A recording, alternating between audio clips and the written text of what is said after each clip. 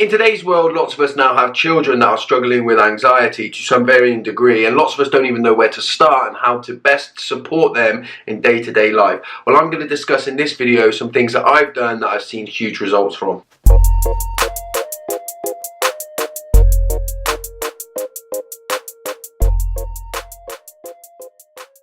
This channel is all about mental health and well-being and emotions and feelings and how I still struggle with them and how I live my life in spite of them. I explore topical stuff around that as well. Like today we're looking at children that struggle with anxiety and how to support them.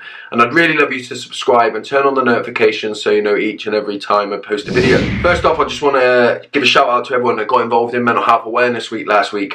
Awareness Weeks are so important and they're so good for raising the profile, and certainly in the UK last week, mental health awareness really peaked and it was so good to see. Today's video I'm talking about supporting children with anxiety. Now of course I'm not a doctor and this is not to replace anything that your doctor said or to replace going to see the doctor. Of course you should always seek all the help you can get if your children are suffering with anxiety to any degree. But I get lots of people get in touch with me saying that they're struggling and looking for tips on how to help their children and support their children in everyday life. So today I'm going to give you 6 things that I've done with my children that I've seen some huge and amazing results from, and that just give us some direction as parents so that we can feel like we're doing more to support our children.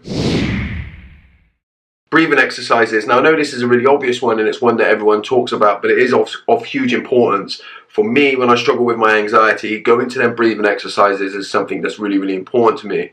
Now this is something we should be practicing with our children when they're in an anxiety episode, but as well as that, it's something that we should be trying to do regularly as well when they're more relaxed. Okay, so sometimes it can be a little bit awkward, right? If we sit down together and we're facing each other, especially if our children suffer with anxiety, it can kind of create that anxiety, right? If we're in this moment practicing breathing exercises together. So for me, one thing that I do is I have some sounds in the car, and quite often I'm able to practice breathing with some of my children when we're in the car and we're not looking at each other, and it can just make it a little bit more relaxed, right, and not so focused and honed in and somewhere where we're going to create that anxiety. So when we're driving along in the car, it can make it it can just make it easier for children to do. Some people like to practice it when you're go out walking with the dog, but you know, it doesn't have to be this real, let's sit down today, we're going to practice our breathing exercises. It's something that we can begin to get into our lives whenever we can, whenever we feel relaxed with our children.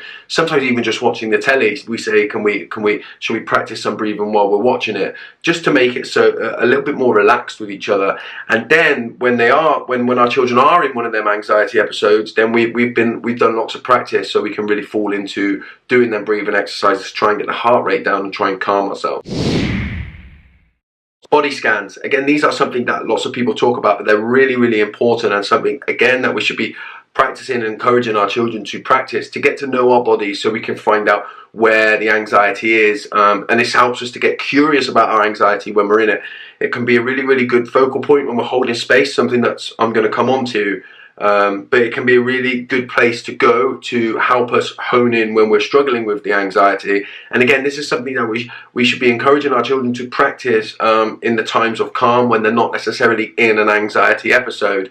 And there's lots of stuff on YouTube. Just search body scans, and it's a really good technique to have in those moments of struggle. Safe spaces. Now these are really important, particularly for me with one of my children. We both know now when he is in one of his episodes or when he's struggling in a moment, we both know there's a part of the house where we can go. Now for me, it's in the kitchen.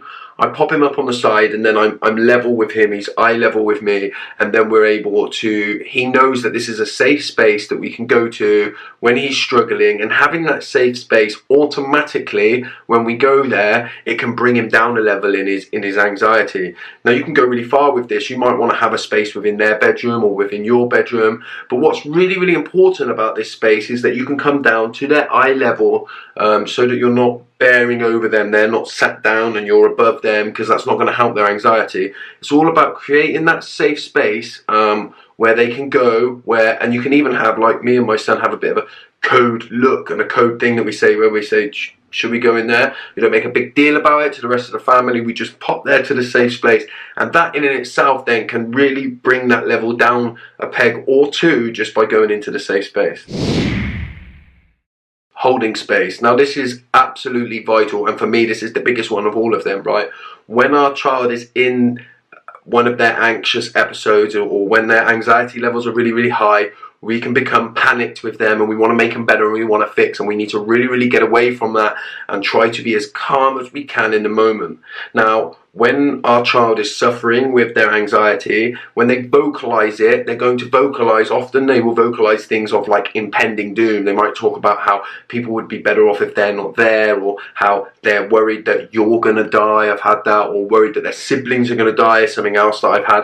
We, as adults, we want to come away from that because we really struggle to hear that. We need to be able to hold that space. Now for me, when we hear them things that we struggle with, it's about holding the space, and rather than saying everything's all right, you're going to be all right, we go to this place of, that must be really, really difficult for you to think like that. Then you ask them, how does it feel? Now quite often they'll say, I don't know what you mean. And then you can say, well, when you tell me that, like the feeling in my chest, it's just cool. It feels like my whole body's crashing down inside. And then quite often your child will be like, it will resonate with them, right? And then they start to scan their body, and if you've been doing regular body scans, then we start to become aware of the feelings in our body, right? Now we're in a space where we're curious, we're holding the space, we're less panicked to be there, we're not telling our child that we want to get away from it, we're holding that space, and it's really, really important. And then they might say, yeah, I get that feeling in my chest too, and then they might say, you know, I start getting a really shakiness in my leg, and you can say, I can relate to that, I recognize that, okay? Express our flaws with our children. Let our children know that we struggle too, right? Let them know that this space is okay. They're not defective. They shouldn't feel any shame for feeling like it. It's a place where they feel, and we're meeting them there where we're at, right? This can bring the levels of their anxiety down quite a few pegs. We're now in this safe space. We're holding that safe space, and we're not making our children feel defective for how they're feeling. In fact, we're actually supporting them where they're at, and it's huge. When you practice this over time, you will not just see a change in the moment, you will see a broader change, and that's been my experience with my children. You'll see a much broader change throughout their whole struggle with anxiety. So holding the space is huge. It's difficult, but with practice, I promise you, this will be the most effective thing that you do. Revisiting anxiety. This is really, really important to know that let's not be scared of an anxiety episode when our child has struggled with them, right? We don't want to take them back to relive the trauma, but just perhaps when we're in the car, and we can do it in quite a safe way, right? Without really diving in and reliving the trauma of it all, right? We can revisit and do some of the exploring that we've done within that space, and talk about the build-up. When our child's relaxed, maybe we're out walking, like I say, or we're in the car, we just bring it up in a general way. You know, how did you feel when, yesterday when you was really struggling with that anxiety? Did anything bring it on? And then you can start to help your children identify their triggers and start to realize and become much more comfortable with what they're struggling with, rather than feeling defective.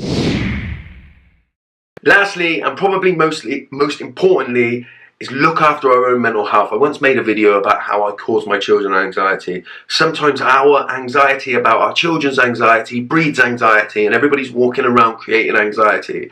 When I'm struggling in myself as well, when I'm struggling with certain things in my own mind, I can create an atmosphere in the house that breeds and causes anxiety, okay? This isn't about blaming ourselves or feeling guilty about the ways that we feel. This is just about owning it, right? And understanding the atmospheres and energies that we can create in our house. So looking after our own mental health can be one of the most important and vital things that we do to help our children in their own struggle. Identifying our struggles and realizing how we can almost pass them on to our children is just vital. Like I say, don't shame ourselves for it. This isn't about blaming ourselves, this is about understanding. So there you go, there's 6 things that I hope is going to help everybody.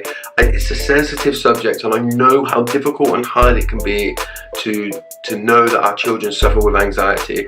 Just know that when we're doing our best, and sometimes with a bit of direction, it can have a huge impact, and it can take some of the weight off our mind, and we can feel like we're doing something. As always, please like this video if it's been helpful to you. Share it with your friends who you know that might have children that have anxiety too. Maybe sit down and watch it with your children. Let them know that what they're experiencing is okay, they're not defective, they're not flawed, and they shouldn't feel any shame.